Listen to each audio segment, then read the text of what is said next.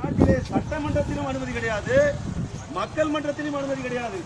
சட்டமன்றத்திலே கோர்ட்டை பேசினால் தூக்கி வெளியே விடுகிறார் சபாநாயகர், மக்கள் மன்றத்திலே பேசினால் காவல்துறை அனுமதி மறுக்கின்றது. ஆக இம்மென்றால் சிறைவாசம், ஏனென்றால் வனவாசம் என்ற ஒரு கேடுகட்ட நாட்டிலே இன்றைக்கு இந்த தியாகிகளுடைய நினைவை நாங்கள் நெஞ்சில் ஏந்துகிறோம். ஏனென்றால் எதற்காக போராடி உயிரிழந்தார்களோ அது இன்னும் கிடைக்கவில்லை.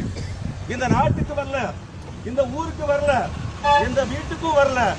இதில் எவன் ஒருவனும் சுதந்திரமானவர் இல்லை.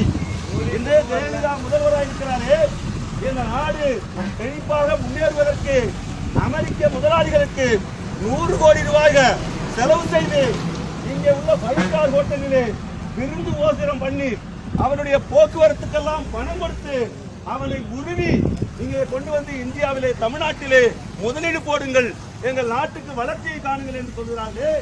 கொடுத்தார்களா? கொடுப்பார்களா? ஏகாதிபத்தியக்காரர்கள் இன்றைக்குமே இந்த நாட்டை கொள்ளையடித்துதான் பழக்கம். கொடுப்பது போல் கொடுப்பார்கள், ஆனால் எடுத்துச் செல்வதற்காக வரக்கூடியவர்கள். இது இன்றைக்கல்ல, அன்றைக்கு நேரடியாக பிரிட்டிஷ் காலனி ஆதிக்கத்தின் அடிமையாக இருந்த இந்தியா இன்றைக்கு மறைமுகமாக அமெரிக்கா உள்ளிட்ட பல நாடுகளுடைய அடிமை நாடாக மாறிக்கொண்டிருக்கிற இந்தியா. இதிலேதான் இவர் முதல்வர், இதிலேதான் மோடி பிரதமர். இந்த நாட்டிலே 320 பாராளுமன்ற உறுப்பினர் சீட்டை வைத்துக் கொண்டு இந்த நாட்டை வளர்ப்பதற்காக அமெரிக்காவுக்கும் ஜப்பானுக்கும் ஐரோப்பாவுக்கும் அலைந்து கொண்டிருந்த ஒரே பிரதமர் இந்த நாட்டின் பிரதமர், இன்றைக்கு இருக்கிற பிரதமர்.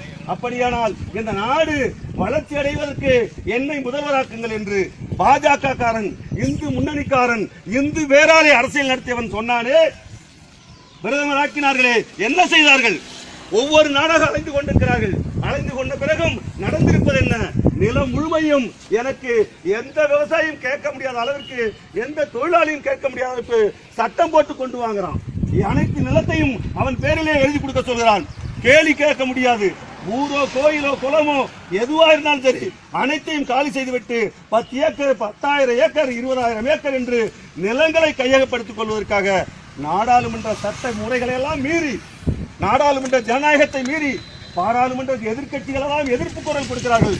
அதையும் மீறி கொல்லைப்புறமாக 3 முறை அவசர சட்டம் போட்டு நிறைவேற்ற முடியாத போது 4வது முறையும் அவசர சட்டம் போட்டால் செல்லாது என்ற காரணத்தை விவசாயியுடைய நலங்கள் எல்லாம் கையகப்படுத்தி அமெரிக்க முதலாளிகளுக்கு, பன்னாட்டு கம்பெனிகளுக்கு பாராட்டுக் கொண்டிருக்கிறார்களே, நாம் எல்லாம் மானங்கட்டு போய் பார்த்து கொண்டிருக்க போறோமா?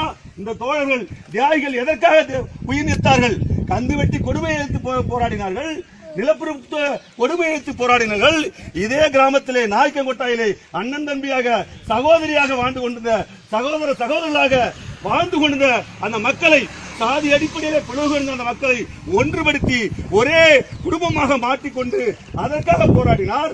தீட்டமிழரை ஒழித்து அங்கே சாதி தீண்டாமையை ஒழிப்பதற்கு போராடினார். ஆனால் அந்த ஊர், அந்த கிராமம், அந்த நாடு இன்னைக்கு ஒரு பக்கம் அந்நிய ஆதிக்கத்தால் அடிமைப்பட்டிருக்கிறது, இன்னொரு பக்கம் சாதியால். சாதி இதே கிராமத்தில் நாயக்கன்கோட்டாயிலே 3 தலித் கிராமங்கள் கொளுத்தப்பட்டது. காவல்துறையில் இவ்வளவு பேர் இங்கு வந்திருக்கிறார்கள். இன்றைக்கு ஒரு சாதாரணமா 30 பேர் 50 பேர் கொண்ட கூட்டத்துக்கு இவ்வளவு அதிகாரம் இருக்கும் போது 3 கிராமங்களை கொளுத்தும் போது, 3 தலித் கிராமங்களை கொளுத்தும் போது வேடிக்கை பார்த்தது காவல்துறை. ஏன் எதையும் செய்யவில்லை? ஆக இந்த ஆட்சி சட்டப்படி நடந்து கொள்வதாக தோற்றம் கொடுத்துக் கொண்டு உண்மையிலேயே தாழ்த்தப்பட்டவருக்கு எதிராக, விவசாயிகளுக்கு எதிராக, தொழிலாளருக்கு எதிராக, நாட்டுக்கு எதிராக, உங்களுக்கு எதிராக, நம் அனைவருக்கும் எதிராக இந்த ஆட்சி செயல்படுத்திக் கொண்டிருக்கிற கொள்கைகள் நம்மளை பாதிக்கிறது. இதை அந்த காலத்திலே அவர்கள் சொன்னார்கள். 30 வருஷத்துக்கு முன்னால் நான் கல்லூரி படிப்பை முடிக்கும் போது, கல்லூரி படிப்பை முடித்து வெளியே வரும்போது தோழர் பாலனுடைய இறப்பு நடக்கிறது. 80ஆம் ஆண்டு. அவர் இறப்பை பற்றி நாங்களா நேரடியாக பார்த்தல. தோழர் சித்தானந்தம் போன்றவர் அவரோடு செயல்பட்டவர்கள். நாங்களெல்லாம் கல்லூரியை முடித்து வெளியே வரும்போது தோழர் பாலன் அவர்கள் இங்கே இறக்கடிக்கப்படுகிறார். ஆனால் அவர் சொன்ன கொள்கைகள், அவர் காட்டிய வழி இதே மண்ணிலே தோற்கடிக்கப்படுகிறது. யாரால் தோற்கடிக்கப்படுகிறது? இந்த ஆட்சியால், இந்த அரசாங்கத்தால். இந்த அரசாங்கத்தை ஆட்சி படைத்துக் கொண்டிருக்கிற பாஜக காங்கிரசால், இந்த அரசாங்கத்துக்கு பின்புலமாக இருக்கிற தரகு முதலாளிகளால், நிலப்பிரபுத்துவ கூட்டங்களால், அதற்கு சேவை புரிந்து கொண்டிருக்கிற தலைவர்களால் இந்த மக்கள் பிளவுபடுத்தப்பட்டார்கள். ஒரு 100 கோடி தேர் இருப்போம்னு சொன்னான். 100 கோடி தேர் இருப்போம்னு ஏன் சொன்னா? ஊர் கூடினால் அவ்வளவு பெரிய தேரையே இருக்கிற வலிமை இருக்கும். ஆனால் இந்த ஊரல்ல, இந்த நாடல்ல, அனைவரும் ஒன்று சேர்ந்து எதிர்க்க வேண்டிய ஒரு கட்டத்திலே அமெரிக்காவையும் ஜப்பானையும் அந்நிய மூலதனக்காரர்களையும் விரட்டி அடிக்க நாமெல்லாம் ஒரே தலைமையிலே போராட வேண்டிய கட்டத்தில் ஒரு கிராமத்தையும் சாதி அடிப்படையில் பிளவுபடுத்துகிறார்கள், ஊரை மத அடிப்படையில் பிளவுபடுத்துகிறார்கள், சாதிவாதத்தையும் மதவாதத்தையும் கிளப்பிவிட்டு ஊடகத்திலே பிரச்சாரம் செய்கிறார்கள். தொழிலாளர்களும் விவசாயிகளும் ஒன்றுபட்டு நிற்க முடியாத நிலையை உருவாக்குகிறார்கள். இந்த நேரம் பார்த்து மக்கள் சாதி மோதலே மதிகட்டு போய் இந்த கேடுகட்ட சாதிவாத தன்னுடைய பேச்சை கேட்டுக்கொண்டு தங்களுக்குள்ளே அடித்து ரத்த வெள்ளத்தை ஓடிக்கொண்டிருக்கிற இந்த நேரத்தை பயன்படுத்திக் கொண்டு அமெரிக்காக்காரன் எல்லா நிலத்தையும் வாங்கி கொடுறாங்கிறான், நாயக்கமுட்டா பூராவும் வாங்கி கொடுக்குறான். அதை வாங்கி கொடுப்பதற்கு ஜெயலலிதா தயாராகிவிட்டார், அதை வாங்கி கொடுப்பதற்கு அந்த மோடி தயாராகிவிட்டார். எல்லா கட்சிகளும் அதற்கு வேடிக்கை பார்த்துக் கொண்டிருக்கிறார்கள். ஆனால் அன்றைக்கும் இன்றைக்கும் நாங்கள் எத்தனை பிரிவாக இருந்தாலும் அந்த கொள்கைக்காக, அந்த லட்சியத்துக்காக ஒரே குரல் தான் நிற்கிறோம். மறந்து விடாதீர்கள், எத்தனை பிரிவு என்று பிரிந்து விட்டார்களே, இவர்கள் ஒன்று சேர முடியாது, என்ன செய்ய முடியும் என்று கருதி விடார்கள். கொள்கையிலே எங்களுக்குள் மாற்று கிடையாது, ஒரே கொள்கையில் தான் இருக்கிறோம்.